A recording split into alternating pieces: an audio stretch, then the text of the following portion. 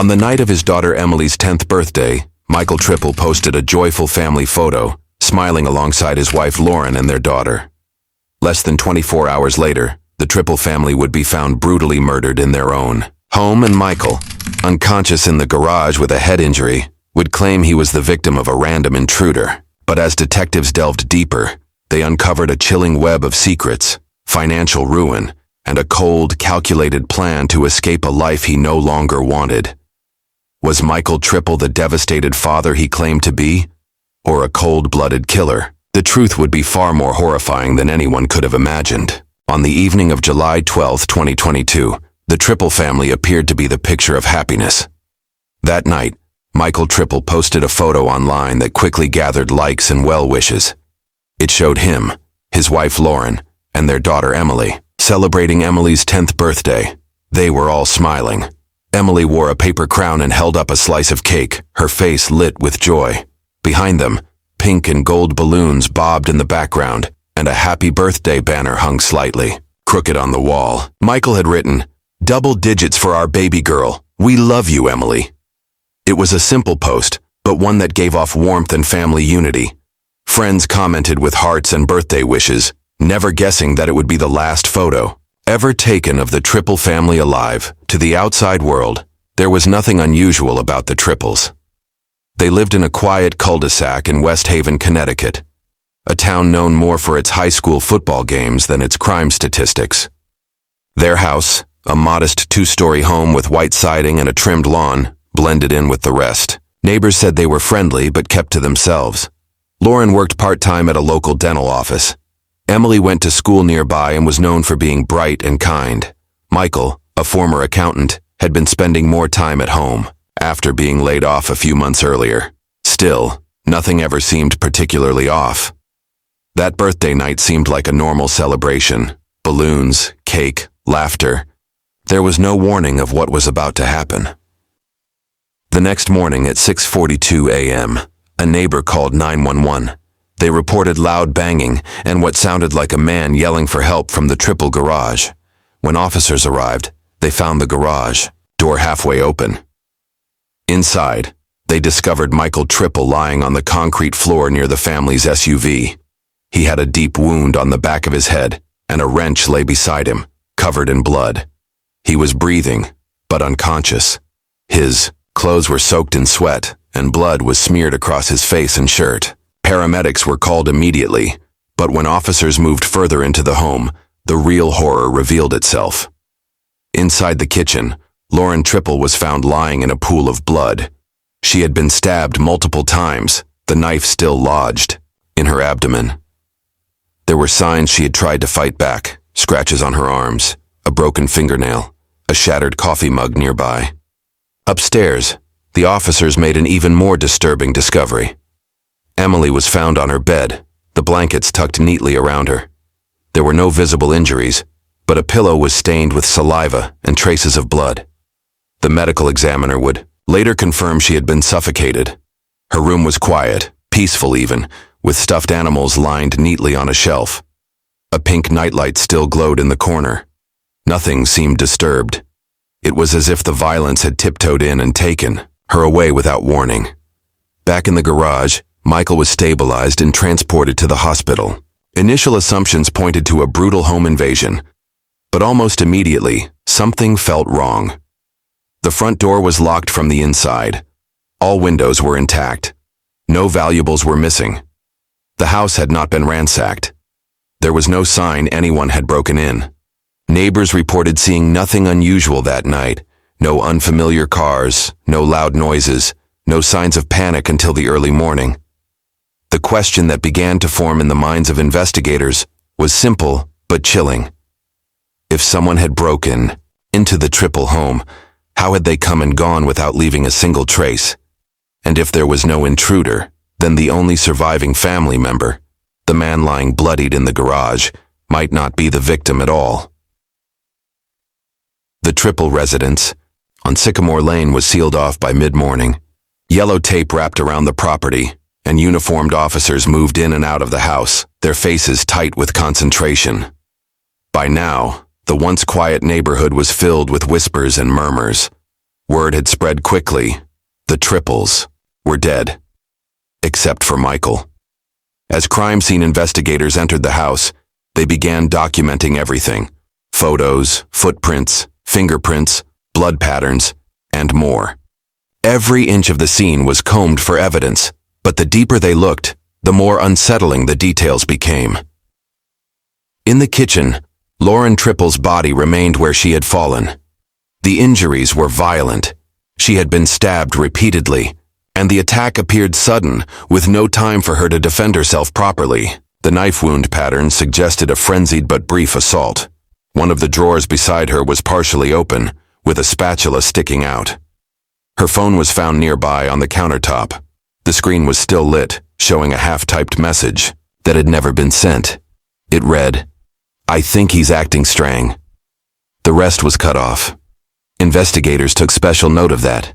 Whatever had happened to her had been fast enough to stop her mid-thought. The trail of blood led down the hallway and up the stairs. The forensics team noticed something strange. There was no sign of blood outside Emily's room. It was clean, calm. When they opened the door, what they found didn't match the chaos of the rest of the house. Emily lay on her back, still in her pajamas. Her blankets had been pulled up to her chin, and her stuffed bear was tucked beside her. There were no wounds, no blood, no visible trauma. But something felt unnatural about the stillness. The pillow under her head had a faint reddish stain and dampness around her mouth and nose. The medical examiner would later determine she had been suffocated, most likely with that same pillow. There were no signs that she had woken up, no bruises or defensive marks. It had been quiet and deliberate. Down in the garage, where Michael had been found, the setup didn't feel right to the responding officers. His body was discovered beside the back tire of the SUV, with a deep laceration on the back of his head. A bloodied wrench lay just a few inches away. Initially, responders believed he had been struck by an intruder, but there were no signs of a struggle in the garage. Nothing was knocked over. Shelves were undisturbed. The wrench appeared to have been wiped down. And most importantly, no foreign fingerprints were found on it. Only Michael's. His phone wasn't with him when officers arrived. It was later found in the garage, tucked under a bench and neatly placed. Investigators noted this odd placement. If someone had attacked him, why would they hide his phone afterward? There were also details that simply didn't fit the narrative of a random break-in. All the doors and windows were locked from the inside. The alarm system had been disarmed earlier that night. There was no broken glass, no pry marks, no damage to locks. The house was untouched, almost as if nothing had happened, aside from the violence itself. The family's valuables remained in plain sight. Lauren's purse, filled with cash and credit cards, was on the kitchen table. Jewelry sat undisturbed in the master bedroom. Nothing had been stolen. It didn't look like a robbery, and it didn't look like the work of a stranger. Forensics continued to document the scene, but already, doubts were growing. The evidence didn't align with Michael's story. If there had been an intruder, why had they killed a woman and child so violently, yet left the man of the house alive, with only a single blow to the head? Why hadn't they taken anything? Why would they stage such a brutal attack and then vanish without a trace? These were the questions investigators began to ask, and the answers would take the case in a very different direction. Michael Trippel regained consciousness just hours after being found in the garage. He was taken to West Haven General Hospital, where doctors treated a deep gash on the back of his head and monitored him for a concussion. When police officers arrived to question him, he appeared disoriented but cooperative. He claimed he remembered very little. His voice was shaky, and he seemed emotionally numb, still dressed in blood-stained clothes from the night before. To detectives, he looked like a man who had just lost everything, but his version of events immediately raised red flags. Michael told police that he had been in the garage early that morning, planning to leave for a quick errand before Emily woke up. He said that as he opened the garage door, a masked man came out of the shadows and struck him with something heavy. Everything, after that, he said, went black. He woke up on the floor, dizzy and bleeding. He didn't know what had happened to his wife and daughter. He insisted he had no idea who could have done such a thing and that nothing like this had ever happened to their family before. At first glance, it was a story that made sense. But as detectives compared his statement to the evidence found at the scene, they quickly noticed inconsistencies. For one, Michael claimed he had been attacked in the early morning while preparing to leave, but his phone, recovered from under a garage bench, showed no outgoing texts or calls between 3:17 a.m. and 6:21 a.m. There was no activity during the time he supposedly went to get coffee or run errands. He also said the garage lights were off when the attack happened, but investigators noted the switch had been turned on. More suspiciously, his injuries didn't align with a violent ambush. The wound on his head, though deep, was clean, almost too clean. A forensic specialist later explained that the angle and force of the impact suggested the blow may have been self-inflicted or delivered in a controlled, intentional way. There were no other signs of a struggle in the garage.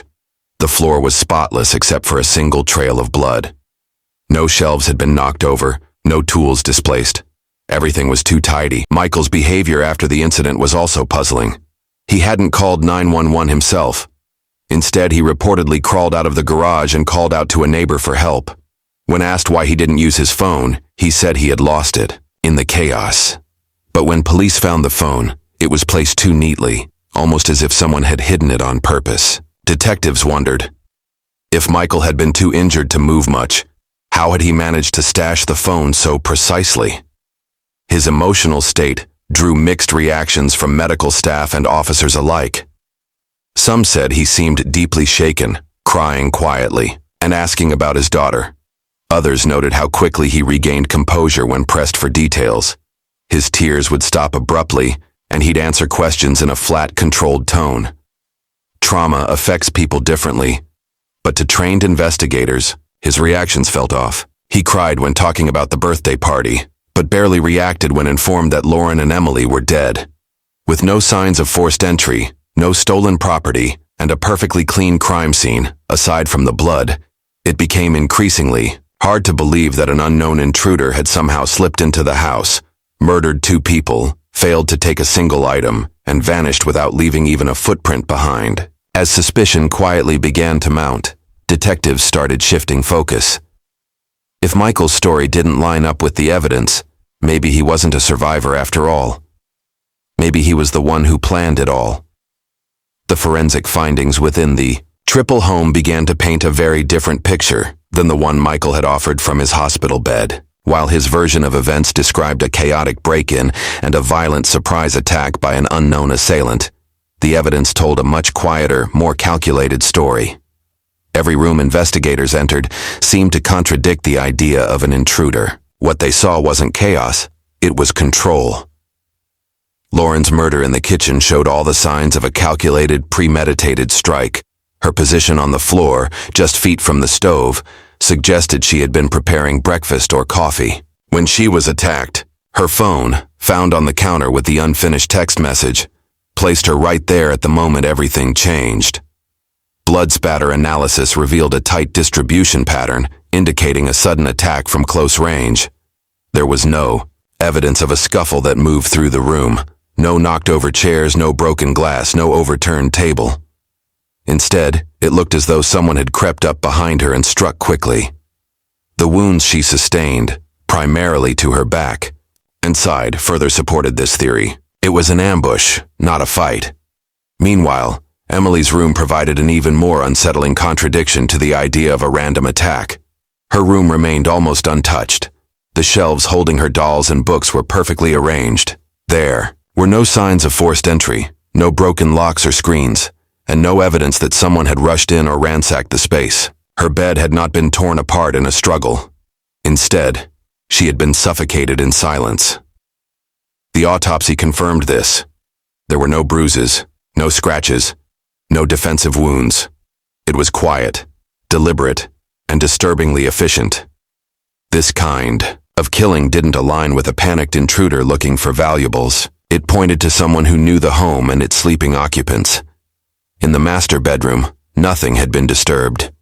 Lauren's jewelry box sat open on the dresser, filled with necklaces and rings. Expensive electronics remained in plain sight, untouched. Drawers hadn't been opened, and closet doors remained closed. If robbery had been the motive, it had failed to materialize. There was nothing to indicate that whoever had done this had come for material gain. The garage where Michael was found raised the most questions. The concrete floor was marked by a modest bloodstain where his head had rested, but it was relatively small. Medical professionals who examined his wound found it to be deep but clean, with no swelling around the impact site, an unusual feature for a violent attack. It suggested the blow had been delivered in a controlled, singular fashion, not the kind of frantic injury you'd expect in a chaotic home invasion. The wrench nearby bore only Michael's fingerprints, and nothing else in the garage had been disturbed. Shelves were fully intact, tools were neatly stored, and a broom stood upright in the corner, undisturbed. There were no scuff marks, no handprints, and no blood trail leading in or out of the garage. Even the positioning of Michael's body raised doubts. His feet were neatly together, arms at his side, like someone who had lain down rather than collapsed. His phone, missing when officers first arrived, was later discovered under a workbench. It had been placed there intentionally, not dropped. Detectives found no signs that anyone had tried to flee the scene. No muddy footprints led away from the house, and the backyard gates were locked from the inside. The front door had been secured. The back door was bolted shut. The absence of external evidence became evidence in itself. No unknown DNA, no stray hairs, no foreign fingerprints. Whoever had committed the murders hadn't entered from the outside. They had already been inside. Every forensic clue was pointing in one direction, and the more the team looked, the more it seemed Michael's story wasn't just flawed. It was impossible. As the forensic evidence steadily unraveled Michael Trippel's version of events, investigators turned their focus to another crucial aspect of the case: motive. Understanding why someone would murder their own family is never simple, but financial pressure is often a familiar thread. With this in mind, detectives began digging into the Trippels' financial history, and what they found revealed a very different life from the one portrayed on social media. To outsiders, the Trippels seemed to live a modest, stable life. They owned their home, drove reliable cars, and sent their daughter to a well-rated public school. Their social media showed family outings, holiday decorations, and birthday parties. But underneath that surface, the financial foundation had begun to crack. Michael had been quietly let go from his accounting job 4 months prior to the murders.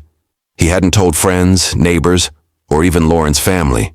Instead, he maintained the illusion of full-time employment, leaving the house each morning as if nothing had changed. Credit card records showed mounting debt.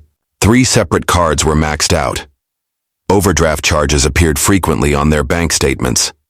A second mortgage had been taken out on the home 2 years earlier, and they had fallen behind on payments. In the months leading up to the murders, Michael had submitted several online applications for personal loans, most of which had been denied. He had even reached out to a credit repair service and applied for multiple short-term payday loans, each one more desperate than the last. Lauren, who worked part-time as a dental receptionist, was the sole source of steady income by the time of the murders. Her paychecks barely covered their monthly expenses, and texts recovered from her phone revealed she had recently been urging Michael to consider selling the house or finding another job. There were signs she had grown increasingly frustrated with their financial situation and with Michael's apparent unwillingness to confront it head-on. But the discovery that sent a chill through investigators came from an insurance policy database. Just 2 months before the murders, Michael had taken out a life insurance policy on Lauren for $750,000. The application listed Michael as the sole beneficiary. Even more alarming, a similar policy had been initiated for Emily, worth $250,000. But it had not yet been finalized due to missing paperwork. Michael had made several phone calls to the insurance company in the weeks leading up to the murders, asking about coverage start dates, disbursement procedures, and claim timelines. When questioned later, he claimed the policies were routine financial planning. To detectives, they looked like something far more sinister. Further financial records showed that Michael had made a $5,000 cash advance on one of his credit cards just days before the murders. Where that money went remained unclear, but no purchases or withdrawals were made afterward. He had also paused all automatic payments on their accounts. Subscriptions, utility bills, and credit card payments had been turned off or delayed. It was as if he had been preparing for a clean financial reset. On Lauren's end, texts to a close friend hinted at tension in the marriage. She had written about Michael acting distant, sleeping in the guest room, and avoiding conversations about money. She also mentioned a weird gut feeling but didn't go into detail. These messages, found in a backup folder on her phone, were never deleted but hadn't been noticed by anyone until after her death. The financial stress, the sudden insurance policies, the hidden debts, all of it pointed to a man under enormous pressure. But it wasn't just pressure, it was planning.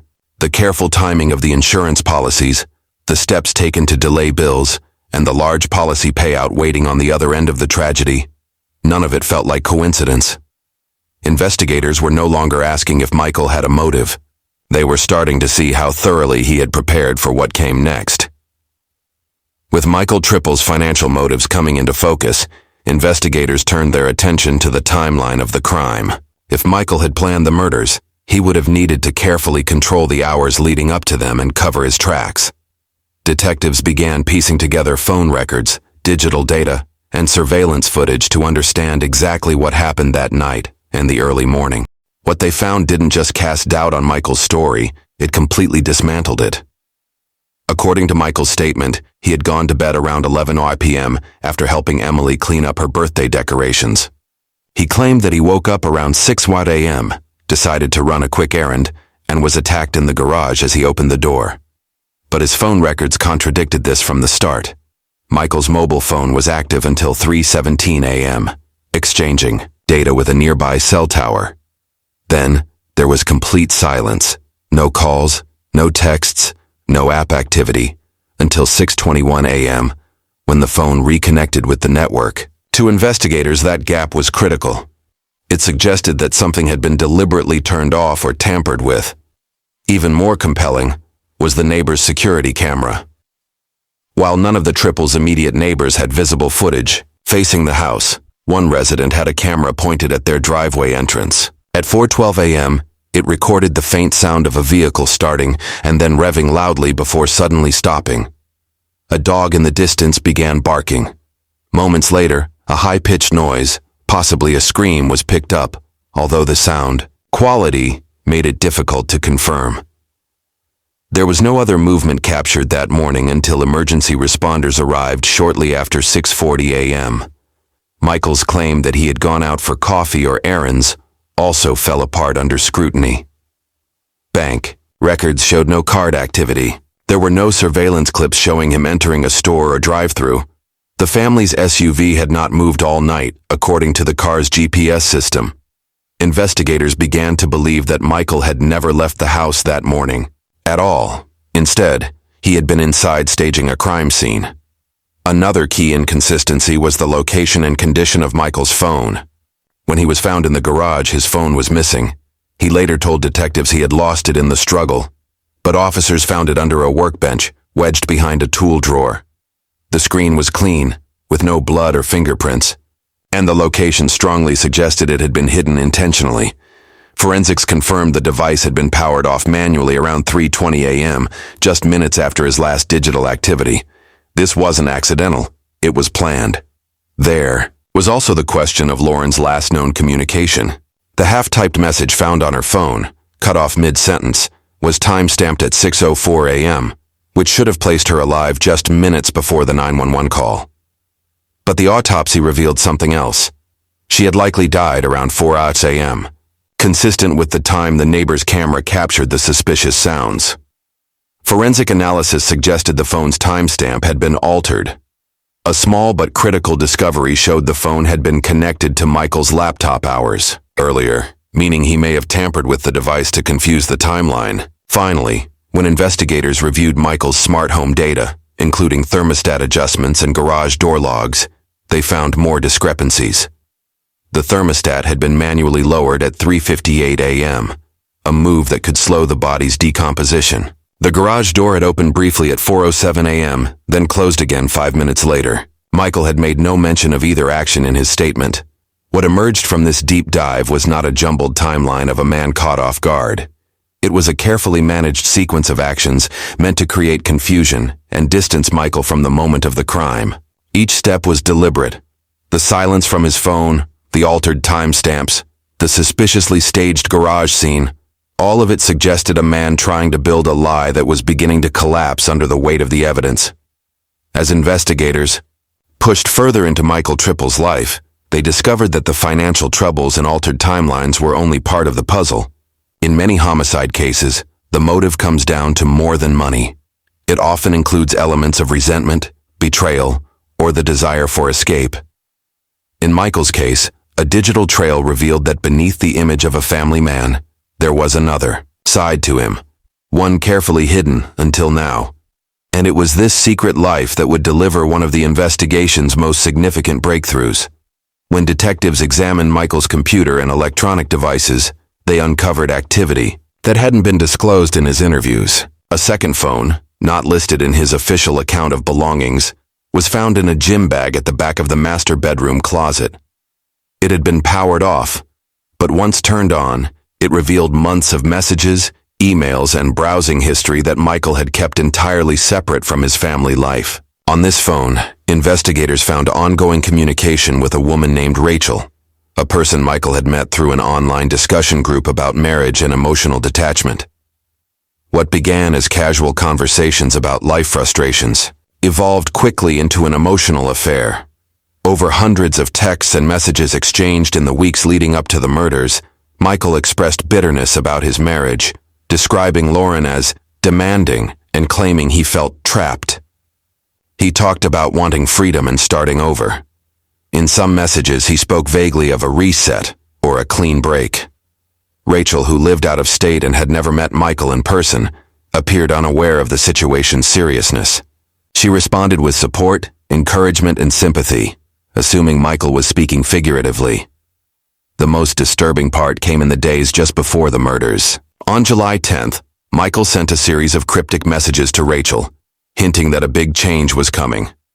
"This week is it," one message read. "No more pretending." Then, just hours before the murders, at 2:33 a.m., a final message was sent from Michael's secondary phone. It read, "Tomorrow, everything changes."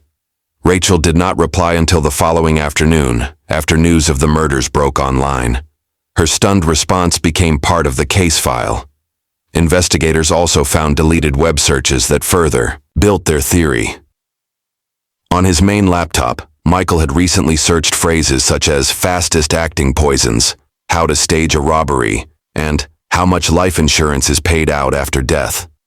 There were visits to crime forums and blogs detailing unsolved murders and staged home invasions. These searches had been wiped from browser history, but digital forensics recovered the data through a cache retrieval tool.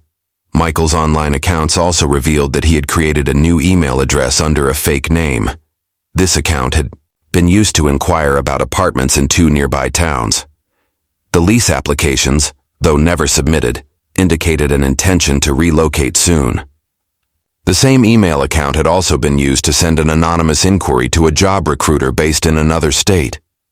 It was clear he was laying the groundwork for a life after Lauren and Emily, one that didn't include them.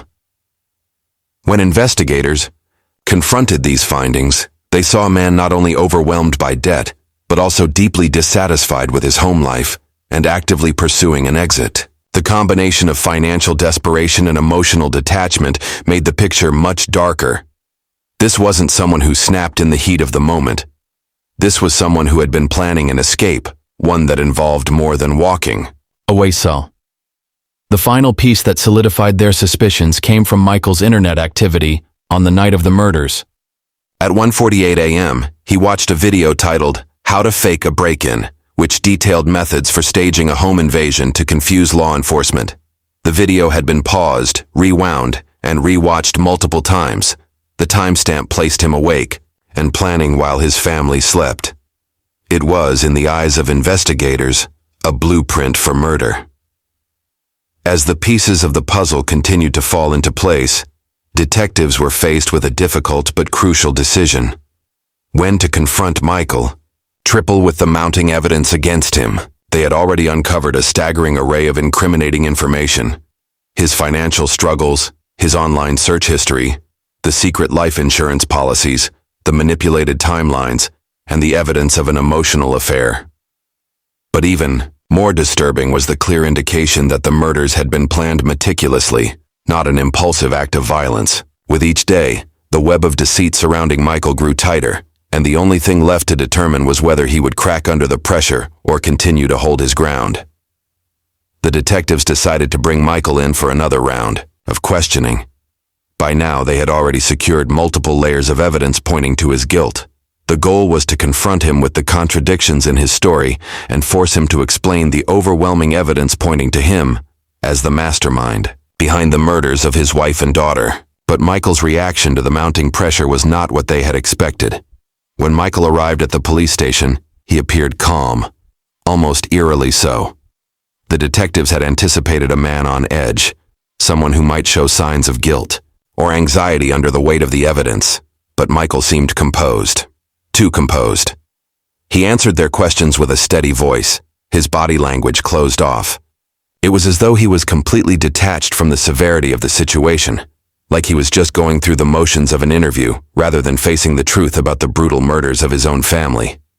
The first round of questions focused on the timeline, and Michael's story was becoming increasingly difficult to maintain.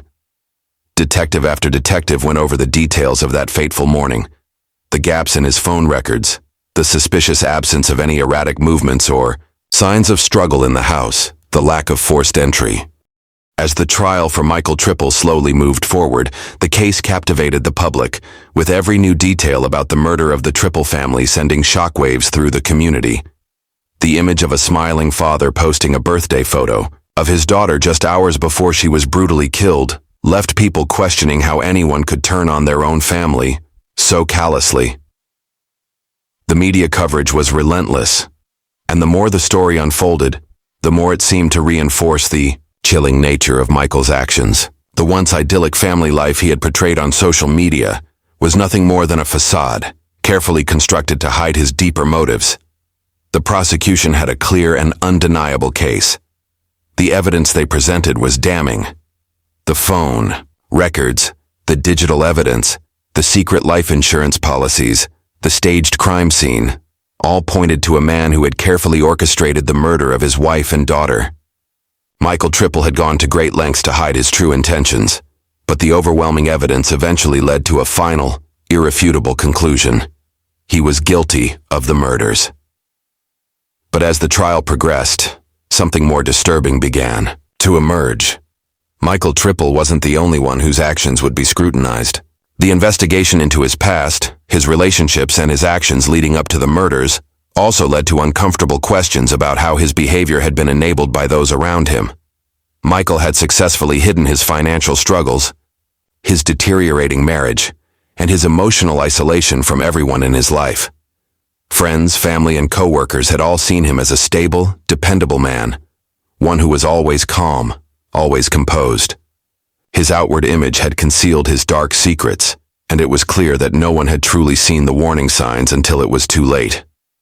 While Michael's cold detachment and careful planning were unmistakable, there was something deeply unsettling about the realization that the people closest to him had been unaware of the monster hiding beneath his surface. His wife, Lauren, had noticed changes in him, his growing emotional distance, his reluctance to confront their financial problems. But she had never suspected that these issues would spiral into such a catastrophic outcome. For Emily, the 10-year-old girl who had been brutally murdered on her birthday, there would never be an opportunity for a second chance. She had been nothing more than an obstacle in Michael's path to a fresh start, and her death was a painful reminder of how deeply a person's desperation can blind them to the sanctity of life. The more the trial progressed, the more it became clear that Michael had not just murdered his family for the money or the chance to escape a life of debt. His true motive, as the prosecution argued, was far more insidious. He had been consumed by a desire to be free, not just from his financial troubles, but from the very responsibilities of family life. He wanted to be unburdened, and in his mind, the only way to achieve that was through murder.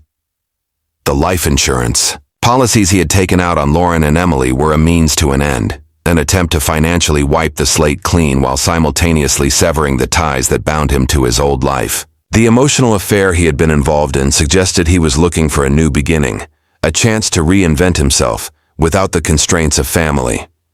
In the weeks leading up to the trial's conclusion, the courtroom saw a growing sense of disbelief from those who had known Michael. His co-workers and friends were still unable to reconcile the man they had known with the cold-blooded killer the prosecution had painted him as. They struggled to understand how the Michael they thought they knew, the responsible, calm, dependable man, had become capable of such horrific violence. The complexity of human nature was laid bare, and the case forced people to confront the unsettling truth that evil can often be hidden behind a seemingly normal exterior.